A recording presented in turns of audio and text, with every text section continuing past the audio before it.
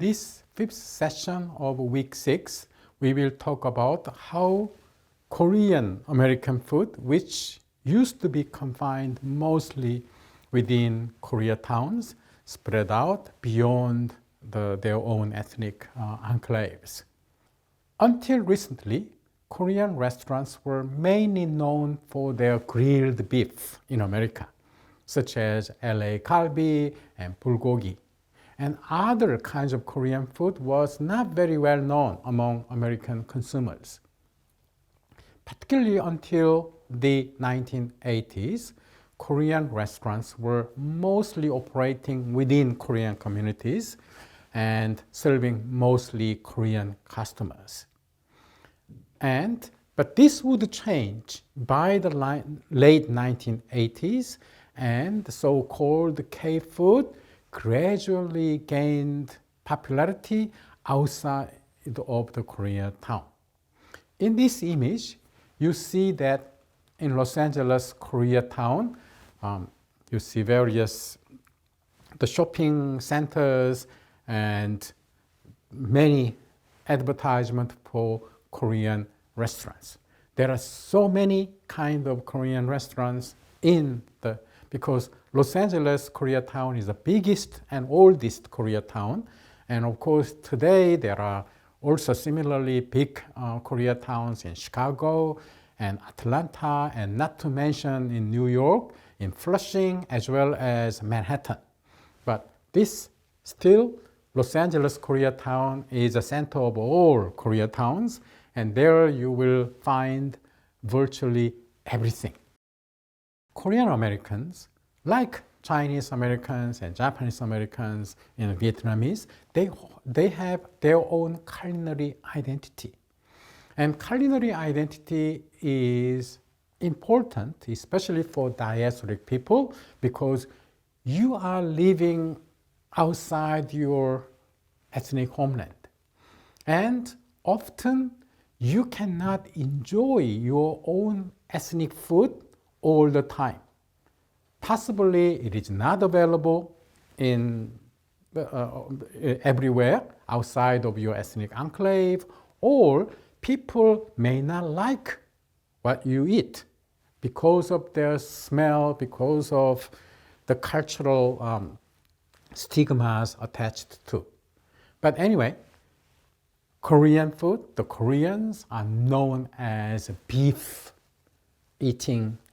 barbecue people in America, for themselves, but also others as well. And particularly for Koreans who came to the US, what they normally pleasantly surprise is that the availability of beef. Remember, beef was the most revered meat among all in Korean tradition. Even today, Koreans love beef.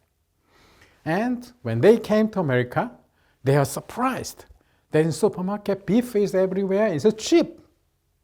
And that's why they started to eat beef much more than back in Korea. And frequently they would grill, they would make a bulgogi at home and galbi and so on and so on. Whenever Koreans gather together, they normally have a beef barbecue, especially even at church. Churches in America, the ethnic Korean churches in America, they offer lunch when you go to church, because that's the time when these busy Korean migrants, they gather together on Sunday and meet other Koreans. So the Korean churches, actually all churches in America generally have a big kitchen. So they would prepare their barbecued meat and grill, and after the mass, they would enjoy and socialize over the barbecue. This is a typical Korean American culture. And also in the Koreatowns, they have all kinds of old and new Korean food, as well as a culture. Like for example, everywhere in Koreatown, you will find at least one tteokjip, which is traditional rice cake place. And using traditional and modern way, they would sell duck. And duck is a daily food in a sense. 떡집 not only produce duck itself, but these days for 떡볶이 duck and the 떡국 duck, and so on and so on.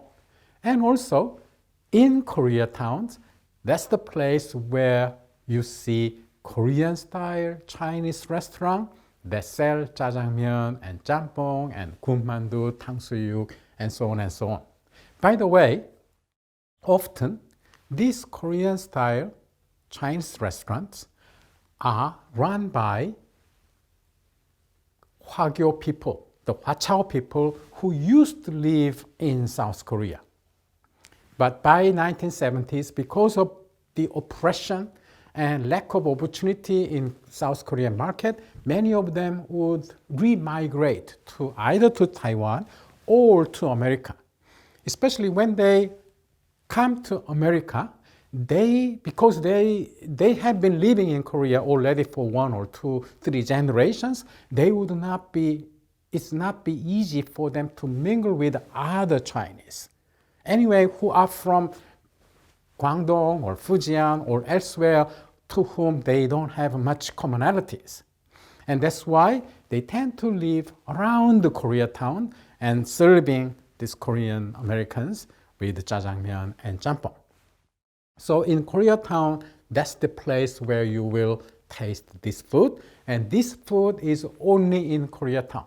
Elsewhere, you can't eat jjajangmyeon in ordinary Chinese American restaurant in America.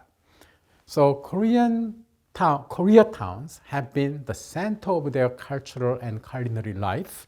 And for them, eating Korean food there after working hard in American society, and they feel comfort themselves with Korean food, which is the same. Almost every ethnic groups, their own ethnic food gives them great psychological comfort. And that's why, particularly Los Angeles, Koreatown, became a very important cultural place for any Korean Americans. During holiday, of course, Koreans want to go home. But if they don't have enough time to go home to Korea, they often spend their holidays in Los Angeles, Koreatown, and enjoying the Korean food. And also there are other facilities such as 찜질방 as well. So you can really enjoy Korean culture, old and new, in Koreatowns.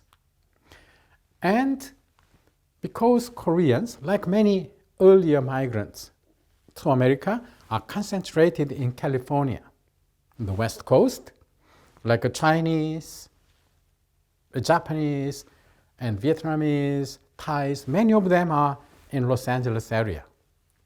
And in Los Angeles and California, the great majority of population there are Latinos, because US took that land from Mexico in 19th century.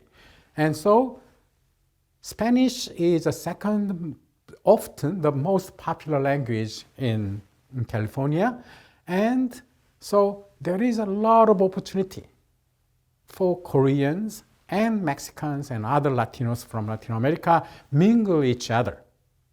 And here, interestingly, the two culinary cultures, rather than clashing, they mix together. And that's why you see a restaurant like this. Here in this particular restaurant, near Koreatown in Los Angeles, you see that, what does it call? It is called Korean and Mexican restaurant. Very interesting. This place, they sell both Mexican food and Korean food, which is interesting. And why does it happen? Because chili pepper is a connection. chili pepper came out of Central America, Latin America, and South America. And so people living in South America, they are relatively easy with chili. And Latinos generally like spicy food, which they call picante, the very piquant Korean food. And when you go to Korean-style Chinese restaurant in Los Angeles, you see that actually a lot of Latinos are enjoying the food. And there's only one food they enjoy in Korean-style Chinese restaurant, is jjampong, because it is very hot. So jjampong appeals to Latinos. That's one connection. And another connection is, if you know, in Latin America, ethnic Koreans, they dominate particular industry, and that's a garment industry. They make garment, and they sell garment, and they have wholesale market. They dominate the wholesale market. And now, that began in Argentina. When Korean migrants who went to Argentina, they started to engage in this business. Because at that time, in 1960s and 70s, garment making was one of the most popular industry in South Korea, when before the South Korean government adopted more heavy industry and electronic industry and so on. So a lot of Koreans, they were familiar with the garment making and sewing and so on. So they started that business, and by now they dominate the garment market throughout Latin America. And frequently they would hire Bolivian migrant workers in Argentina or in Brazil. Now, Bolivians are known to be probably one of the poorest people in Latin America, and they would live together with the Koreans in the same house or home, which is at the same time is a factory. So Bolivians would be given the Korean food, just like sharing the same food with their employers, the Korean employers, and kimchi and so on. They just love it. So already there were people in Latin America who are used to eat Korean food. And that's why these two foods tend to go together quite well. The first lover of Korean food in America were not mainstream Americans. They were Chinese Americans. How did it happen? In late 19th and early 1990s. In America, already long before so-called Hallyu or K-pop boom, already by the early 1990s, there were substantial number of Americans watching K-dramas. And who were they? They were Chinese Americans from Hong Kong, Taiwan, Malaysia, and Singapore. And they were big fans of Korean TV drama. The first Hallyu began there. And because they are used to watching Korean dramas, they got familiar with some Korean food, and they started to come to Korean restaurant to enjoy Korean food. And what kind of Korean food did they like? In the beginning, there were only a few Korean food they particularly loved. And one of them was sundubu jjigae, or soft tofu stew.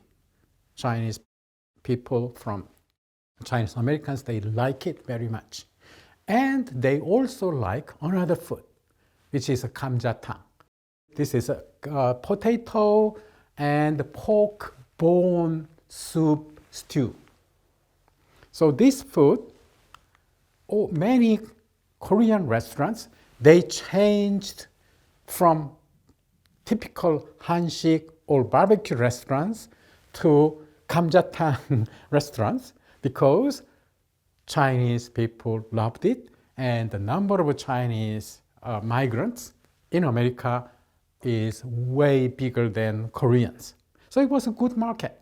So these Chinese people would like 감자탕 very much, and that was already from the early 1990s, when great majority of Americans didn't know about 감자탕 or sundubu. They knew only Korean, probably bibimbap and barbecue and so on. So in the first image at the top, you see 감자골 or 감자 valley, literally in English, or potato valley. And now this is in Flushing, New York, and Los Angeles, Koreatown. And now they serve the typical 감자탕 there. It has a lot of pork bone, which Chinese generally like, and they put a lot of bean sprout and some vegetables, and the whole thing will be served. And because Chinese are very family oriented, the entire family of 5 to 10 people would come, and surrounding this 감자탕, they would share the food. So it really fit to Chinese culinary culture as well. So they were the first Hallyu fans in America. And then from them, it spread out beyond Koreatown.